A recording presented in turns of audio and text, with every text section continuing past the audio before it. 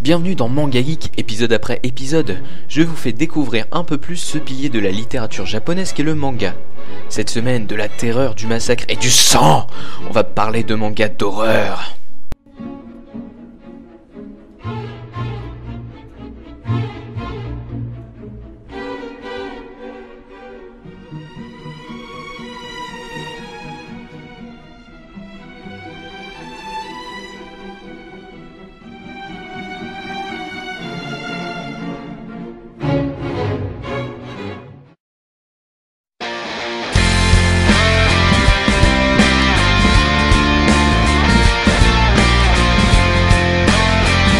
Comme je l'ai dit dans l'épisode précédent, le manga en général a du mal à se détacher de son image de violence excessive.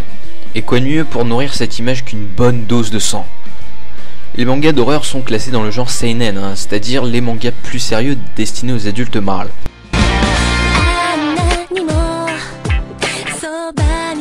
Dans les mangas d'horreur, on retrouve généralement un schéma classique, une histoire fantastique où tout se déroule à merveille jusqu'à ce qu'un maboule décide de devenir apprenti boucher et de tuer un peu tout le monde. C'est le cas par exemple dans Judged Out. Mais il peut s'agir aussi de toute autre chose, comme une invasion de zombies, comme dans par exemple High School of the Dead, une malédiction comme dans Higurashi no Naku Koroni, ou en français quand les cigales pleurent, bah oui en français ça sonne bien con. La boucherie peut se baser sur toute autre chose comme dans par exemple Hanover, où le manga se base sur une résurrection. On trouve souvent dans ces mangas faits par les malades pour des malades, comme moi, je suis malade, je dominerai le monde, vous êtes mes sujets, une énigme autour de laquelle le personnage principal va devoir tourner pour survivre, ou pas. Justement, parlons-en du personnage principal, tiens. Il est d'un cliché, mais d'un cliché. C'est généralement un lycéen, comme environ 95% des héros de manga, quoi. Le héros de manga d'horreur a la trouille, mais c'est normal. Mais il reprend vite son sang-froid face au danger et n'hésite pas à prendre ses boules en main pour aider ses amis, même s'il doit y rester. Il est courageux, aimable, enfin, les conneries habituelles. On peut dire que le manga d'horreur débute vraiment avec l'arrivée de Hokuto no Ken, Ken le survivant en français. Ce manga a été si bien accueilli par le CSA que le club Dorothée enferme ses portes.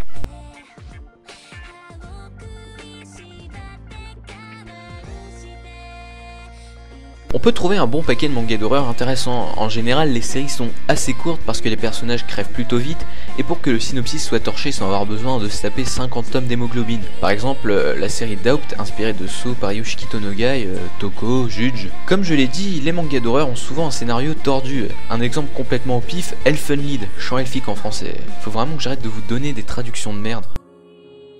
Elfen Lied, c'est l'histoire d'une race de super-humains, les Diclonus, qui sont enfermés dans un centre comme des cobayes. Mais l'une d'entre elles, qui s'appelle Lucie, arrive à se barrer de cette prison mais se prend une balle dans la tête, tombe dans l'eau et s'échoue sur une plage et devient un légume schizophrène. Le scénar à la con. Et le personnage principal, qui est un certain Kota ou Kuta, ça dépend, trouve cette fille avec des oreilles de chat allongée à poil sur la plage et décide de la ramener chez lui pour lui faire des trucs, enfin je sais pas. Finalement, c'est un manga superbe qui en découle avec un animé en 13 épisodes et 12 tomes jamais parus en France. En même temps, quand tu vois que les tomes sont autant de l'horreur que du porno, tu piges vite pourquoi tu les trouves pas à la Fnac, quoi. Mais on peut toujours trouver des scans et ça c'est plutôt cool. Dans le genre manga amusant et bien servi en globules rouges, on trouve aussi Higurashi no Naku Koroni avec une scène de commencement assez explicite.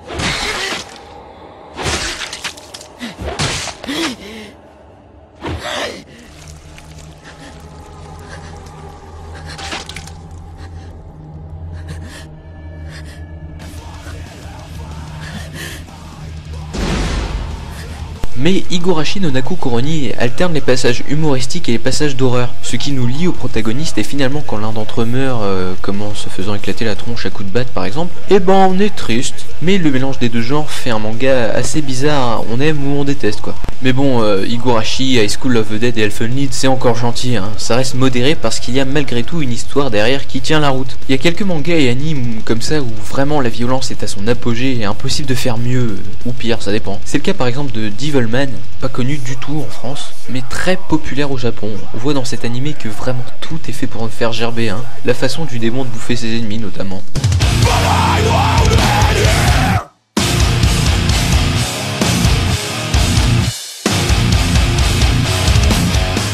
Un autre manga bien, mais bien dégueulasse, Génocyber. Génocyber, c'est un one-shot, c'est-à-dire un manga en un seul tome, et en 2 épisodes, plus disponible à la vente malheureusement depuis des années. Il est donc impossible de se procurer les... Bon d'accord, il y a toujours des moyens, hein. L'histoire de Génocyber est assez proche d'Elfenlied en fait. Le manga date de 1993 et décrit l'histoire de 2 jumelles qui ont un don pour la télékinésie. Leur père fait des recherches sur eux, puis les fillettes se font kidnapper pour être utilisées comme armes. Et niveau armes, croyez-moi qu'on a fait plus propre.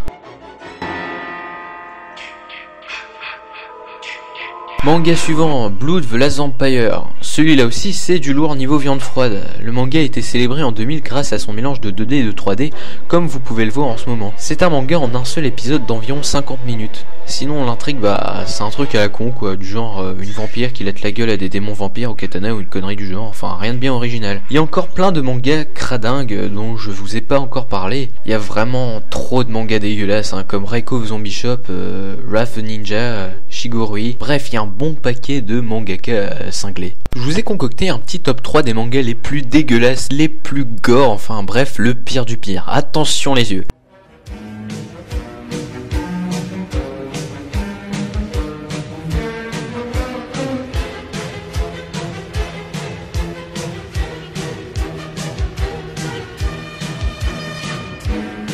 En numéro 3, voici Elfenlied. Le manga est plutôt gore, mais sans partir dans l'excès et l'exagération. Le manga est d'ailleurs très bon, je dois dire. Il y a quand même quelques passages costauds qui lui offrent la 3ème place.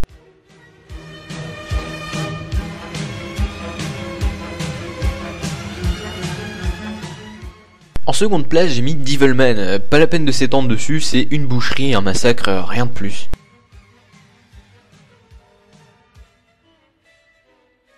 Et en première place, Teletubbies.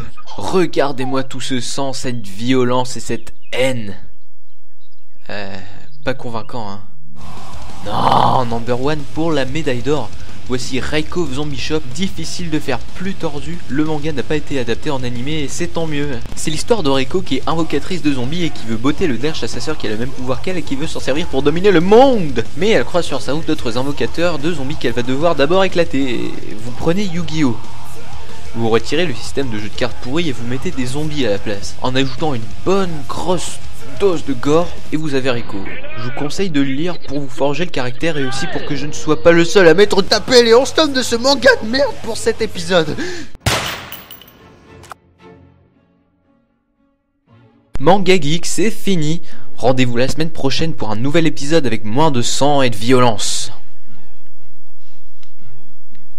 Vous pouvez vous abonner à ma chaîne YouTube, aimer la page Facebook et passer voir mon collègue ActuGeek.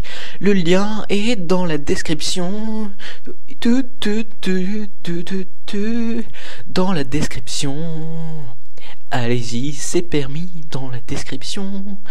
À la prochaine, au prochain épisode. À bientôt.